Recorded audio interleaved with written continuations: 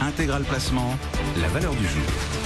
C'est Club Méditerranée. Club Méditerranée va devenir chinois. Fosun l'emporte face à l'offre de l'Italien Andrea Bonomi. On va en parler avec Thibaut François. Bonjour Thibaut. Bonjour Guillaume. On vous rejoint chez Fastea Capital à Nantes. C'est donc l'épilogue de la plus longue et féroce bataille boursière autour d'une entreprise française. Club Med va bien devenir chinois. Le conseil d'administration du Club Med devrait voter cette semaine en faveur de l'offre de Fosun. Faut-il s'offusquer de voir le Club Méditerranée devenir chinois ?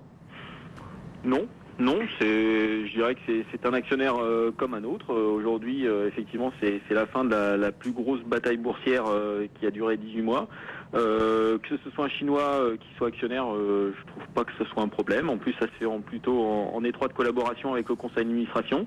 Ils ont été très patients, je trouve, sur le dossier. Ils ont fait une première offre à 17 € le 27 mai 2013. La dernière est à 24,60. Donc ils ont quand même augmenté leur offre de plus de 45%.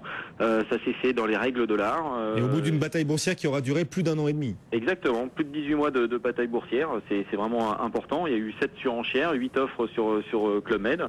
L'offre me paraît intéressante, en tout cas pour les actionnaires minoritaires. Le conseil d'administration a validé l'offre et a toujours préféré l'offre de Fosun. Donc une bonne opération globale. Et pourquoi justement le conseil d'administration préfère-t-il l'offre de Fosun au-delà du prix de l'offre financière? Quelles nouvelles opportunités ce passage sous pavillon chinois ouvre-t-il pour le Club Méditerranée? Écoutez, déjà Fosun, c'est pas un actionnaire, on va dire de 2013. Hein. C'est un actionnaire qui est rentré au capital en 2010, qui a demandé l'aval du conseil d'administration, qui a donc été très patient. C'est un actionnaire vraiment de long terme pour Club Med. Donc ça, c'est déjà dans un premier temps, c'est plutôt intéressant. Ça s'est fait vraiment amicalement déjà dès 2010, avec une entrée au capital autour de 7%. Là aujourd'hui, clairement, Club Med veut passer une barre pour son développement, et le développement passe par la Chine. La Chine aujourd'hui est considérée comme le premier marché touristique mondial. Fosun a les moyens de développer Club Med, que ce soit en Chine mais aussi en Amérique latine. Maintenant il va falloir commencer à parler de développement, parce qu'effectivement Fosun a fait une offre 45% au-dessus du prix initial. Donc il va falloir aussi rentabiliser l'actif Club Med à un moment donné. La marque effectivement est très belle. Ils ont vraiment réorienté la marque Club Med vers le haut de gamme. C'est ce que souhaite Fosun. Maintenant, il va vraiment falloir se développer et commencer le développement donc en Chine notamment. Donc cette stratégie de montée en gamme du Club Méditerranée ne sera pas remise en cause par la prise de pouvoir de Fosun, au contraire. Au contraire, ouais, je pense que la marque est vraiment un élément important. Aujourd'hui, la marque Club Med est vraiment une marque haut de gamme un peu partout dans le monde. Maintenant, il va falloir juste développer un petit peu plus en Asie. Ils sont déjà présents. Il va falloir vraiment développer et s'appuyer sur Fosun, les moyens financiers de Fosun pour se développer. Mais je pense que ce serait une erreur stratégique de remettre Club Med, on va dire, dans l'échelle bas de gamme sur le secteur du voyage. Alors du coup, les investisseurs, eux, se demandent ce qu'ils doivent faire du titre Club Méditerranée. On va vous poser la question dans un instant. Thibaut, d'abord, le regard technique de Mathieu Serron chez Perceval Finance. Mathieu, le titre Club Méditerranée gagne déjà 40% sur un an, 70% sur 3 ans. Vous lui voyez encore du potentiel de hausse pour les prochains jours, les prochaines semaines? Dans l'immédiat, non. Non, je pense que la valeur a bien progressé en 2014 avec les différentes offres, les contre-offres, ainsi de suite. Le dossier maintenant semble fermé.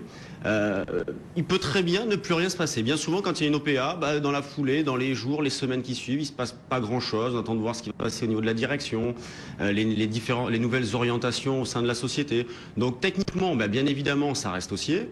De là à en faire, moi je dis non. Voilà, on n'est pas pressé. Les vendre, on n'est pas pressé non plus, on peut très bien prendre des profits. En tout cas, je pense que ceux qui ont acheté ont déjà sorti partiellement leur position. Éventuellement, ils conservent un petit solde au cas où il y a une petite accélération. Mais à l'heure actuelle, il n'y a pas grand-chose à faire sur le titre. Ça reste haussier, mais il pourrait très bien ne pas se passer grand-chose dans les jours à venir. Thibaut, trop tard donc pour acheter les titres Club Méditerranée désormais? Thibaut François chez Fastea. Est-ce que vous êtes là, Thibaut? Oui, tout à fait. Alors, qu'est-ce qu'on fait de ce titre Club Méditerranée? À l'instant, Mathieu nous disait qu'il était peut-être un peu trop tard pour en acheter, qu'il n'attendait plus grand-chose de cette valeur. Vous êtes 100% d'accord? Oui, 100% d'accord. Je pense que c'est vraiment trop tard pour acheter. Effectivement, le risque opérationnel est quand même assez important. Hein. C'est 45% de hausse par rapport au prix initial.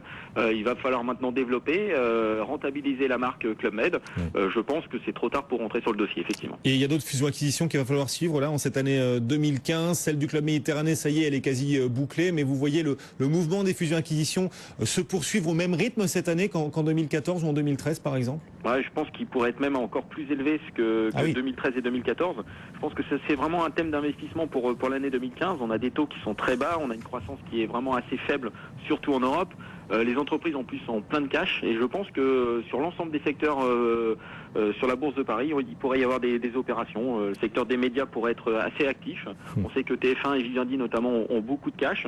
Le secteur télécom devrait encore faire parler de lui. Bouygues Télécom notamment est toujours au centre des attentions des différents opérateurs. Et le secteur pétrolier, avec la baisse qu'on a connue ces dernières semaines, je pense qu'il pourrait être assez actif en termes de M&A. On a vu CGG, l'offre sur CGG, Technip a beaucoup de cash. Donc beaucoup d'opérations prévues sur 2015.